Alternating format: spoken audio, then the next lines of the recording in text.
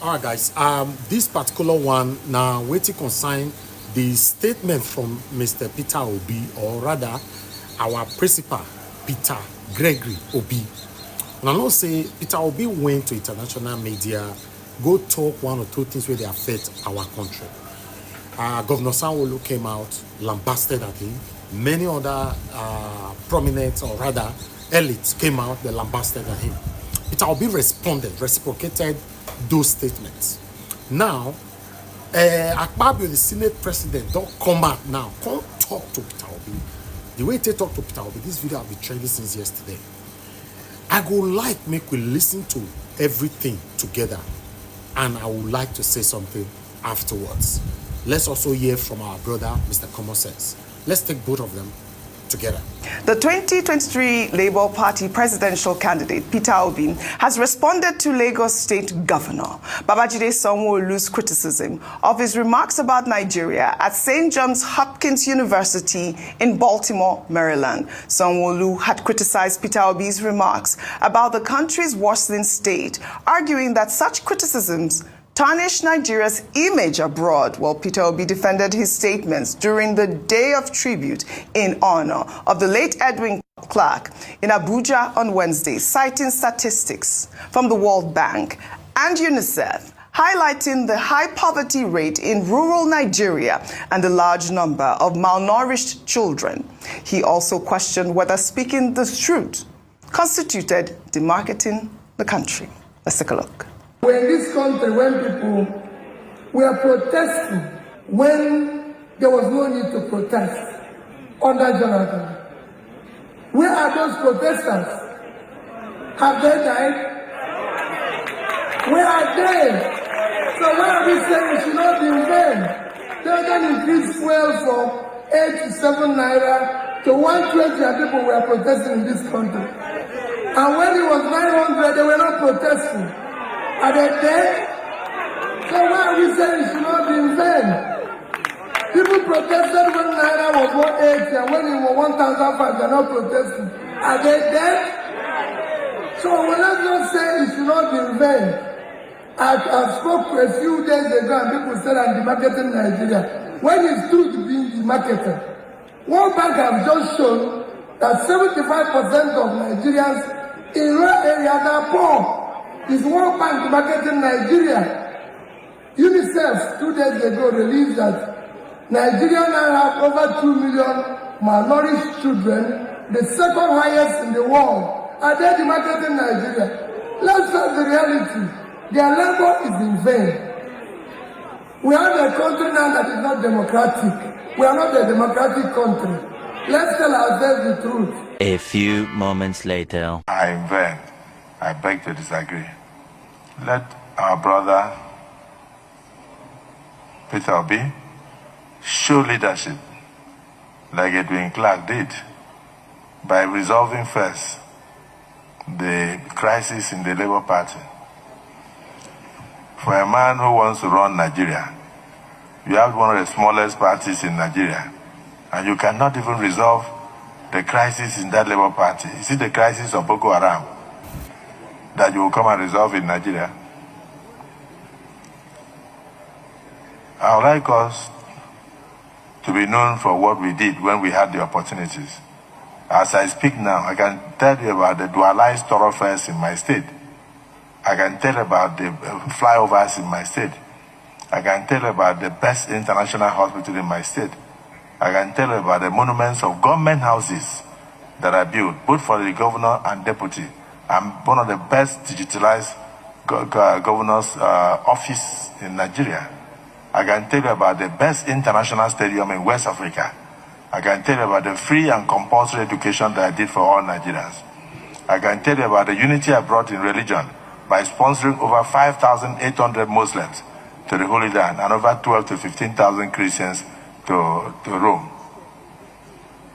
and to Jerusalem. But then, those who are aspiring as presidential candidates and trying to cause division with their mouths, using the social media, tell them to resolve the small crisis in the smallest party they have in Nigeria first, before they come to talk about the larger Nigeria. But for the social media, it is unregulated. I wish you luck. as you have a field day. Emphasize if you were alive. So I've started to speak his voice. May his soul rest in perfect peace. And on that note, may we rise to observe 1 minute silence in honor of this icon. I can't fault Godswill Akpabio. By the way, that was an eloquently delivered speech, very eloquently delivered. Been a while I heard Godswill Akpabio speak in that manner. I will not speak on behalf of Peter Obi. I will let him do the defense. I think I agree with Akpabio on that stage. Peter Obi must show leadership and solve the crisis in Labour Party. We have to tell ourselves the truth. Part of the reasons why we got here, before this crisis got here. And I know that there is a sentiment of, Labour Party's crisis is being inflated by opposition. It's like that, except we have not played politics before. Okay, so if you become president of Nigeria and an external influence begin to prune into your sovereignty, you let it slide? No. So Peter Obi must show leadership in the Labour Party and make mouth. And I'm sure that it will be a lesson for him, because I sat with people of Labour Party, especially in my seat, and I can tell you, part of the problem was that he was indifferent from the beginning of this crisis. If he has put his foot on the ground and understand the dynamics of all of this process, he was being careful the way he got in. So he didn't want to be like the person that came in and is not fighting everybody. He thought that this would be settled. But I thought he would have known that where that crisis was going to. First, Julius Abure became so powerful. There was a... See, I hate to be a whistleblower, I swear. So I was privileged to see, to hear a voice recording, voice note from a Labour Party concerned group, and I sent it to a few of my friends anyway.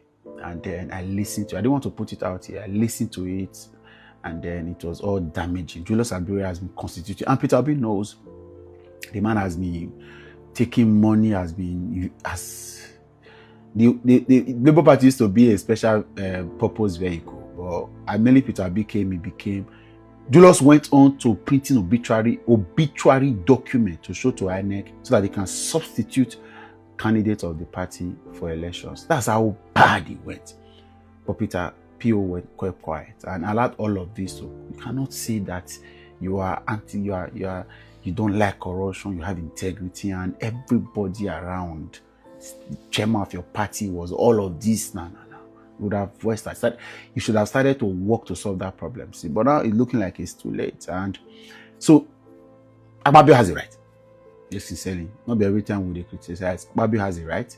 And like I said, the caveat is that maybe the opposition ruling party is feeling the crisis. Yes, it is part of politicking. Only Jonathan did not know what to do at the time. By the time the APC was being was congregating, Jonathan would have also had his name into that party. So politics is politics anyway. Let's not forget, politics is politics. And all of some of these politics you see in Nigeria, it may be crude, it may be very wicked, but it happens in a more sophisticated way outside of Nigeria. Then the other issue I want to talk about is the Akpabio reeling out his own CV of what he did as governor. And it's unfortunate that a lot of the things he mentioned there did not have consonant, did not have connection with the growth and development of what is all of these government offices, digital government. What is the effect of government offices? I hear right now that APC guys are dragging Peter Obi because Soludo is building government office. And Peter Obi has never hidden it. It is a waste of, with the kind of crisis that we are in as a country, being proud that you built a government. Where is the UK Prime Minister's office? It's one of the buildings on a road, number 10 in the road, number 10. As in, there is 1, 2, 3, 4, 5, there is 6, 7, 8, 10. There's another 11. Life goes on. Go around. So it is, and with the kind of environment that we are in, nobody should be being proud for wasting taxpayers' money in building an edifice for you to chill. For governor, for deputy governor, and all of that. The money that Akpabio earned in the oil boom while Akpabio was governor, Akpabio did well, I can't lie, did well as governor. Like he said, the stadium, all of that. But see, we are in a mess of a country. We want reinvestment in critical infrastructures. I'm happy he said that he gave free education But can Akwa Ibom State be proud to say they have the best schools? Where are they in the ranking of education in Nigeria, in West Africa? You build the best stadium, but as that amount to sports development for young people, for talent in Akwa Ibom? This is not like dragging. I'm just saying so that we know what we are focusing on. And I also want to finally ask Akpabio that leave Peter Obi and discuss with the executive and judiciary.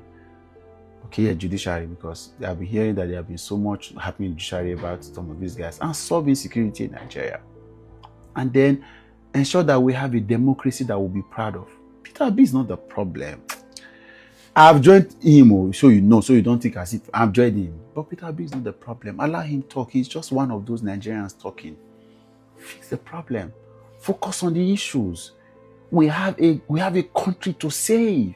Some states are some local governments have been consumed and taken over by terrorists in Nigeria. We have a country to save. Our democracy is at a very definitive moment. We are going low by the day. Things are getting worse. Cost of living is killing the living. Can we focus on the main issues, sir? Let's leave distractions. Forget about who said and who did not say. One of the ways to stop people like Peter Obi from talking is to fix the issues. When the issues are fixed, there is nothing for him to say anymore.